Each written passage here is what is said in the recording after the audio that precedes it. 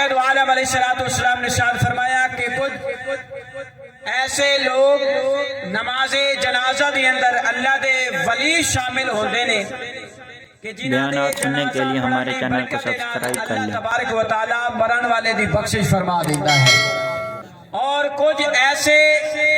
اللہ دے ولی، اللہ دے مقبول، اللہ دے محبوب بندے ہوندے نے جنہاں نے ساری زندگی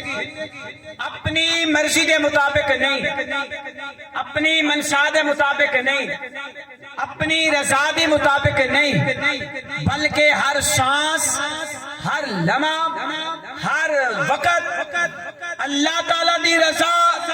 اور محبوب مدینہ صلی اللہ علیہ وآلہ وسلم دی اطاعت دے اندر زندگی نو گزار کے جدو دنیا تو پردہ فرما جاندہ ہے، میرے کریم آقا علیہ السلام نے ارشاد فرمایا کہ اس مرد مومن عاشق مصطفیٰ دا نمازہ جنازہ پڑھن دی برکت نال اللہ تبارک و تعالی جنازہ پڑھن والیاں دی بخشش فرما دیتا ہے۔ اور دوسری حدیث مبارکہ میرے کریم آقا علیہ السلام نے ارشاد فرمایا، اے میرے صحابہ جڑے نماز جنازہ پڑھ کے میت نماز جنازہ پڑھ دے آئے اساں، نماز جنازہ پڑھ کے جڑے واپس آ جاندے نے اللہ کریم اس بندے نو ایک قرات دا ثواب عطا کر دے۔ جڑا نماز جنازہ بندہ پڑھ کے واپس اپنے گھر نو آ جائے یا اپنے کم کاج نو چلا جائے تو اللہ کریم اس بندے نو ایک قرات دا ثواب عطا کرتا ہے۔ اور جڑا بندہ جنازہ پڑھ کے میت دی تدفین تک یعنی کہ قبر دے اندر دفن کرنے تو بعد واپس لوٹ رہے، میرے کریم آقا علیہ السلام نے ارشاد فرمایا اللہ اس بندے نو 2 قراتاں دا ثواب عطا کرتا ہے۔ تو صحابہ پاک نے نبی کریم علیہ السلام دی بارگاہ دے اندر عرض کی یا رسول اللہ صلی اللہ تعالی علیہ وآلہ وسلم آقا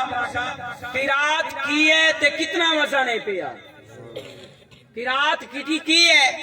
اور اس کا وزن کتنا ہے؟ میرے کریم آقا علیہ السلام نے ارشاد فرمایا میرے صحابہ جڑا جنازہ پڑھ کے واپس آ جاندا ہے اللہ اس بندے نو ایک احد پہاڑ جتنا ثواب عطا کرتا ہے، ایک احد پہاڑ جتنا ثواب جنازہ پڑھن والے نو عطا کر دے۔ اور جڑا جنازہ پڑھ کے میت نو دفن کرنے تک قبر تے موجود رہندا ہے اللہ کریم اس بندے نو 2 احد پہاڑ جتنا ثواب عطا کرتا ہے۔ حضرات اسی کتنے خوش نصیب ہیں، حضور دا صدقہ،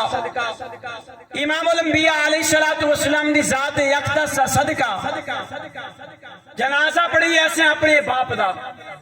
جنازہ پڑھیے اپنی والدہ دا، جنازہ پڑھیے اپنے بھائی دا، جنازہ پڑھیے اپنے رشتہ دار دا، جنازہ پڑھیے اپنے دوست دا،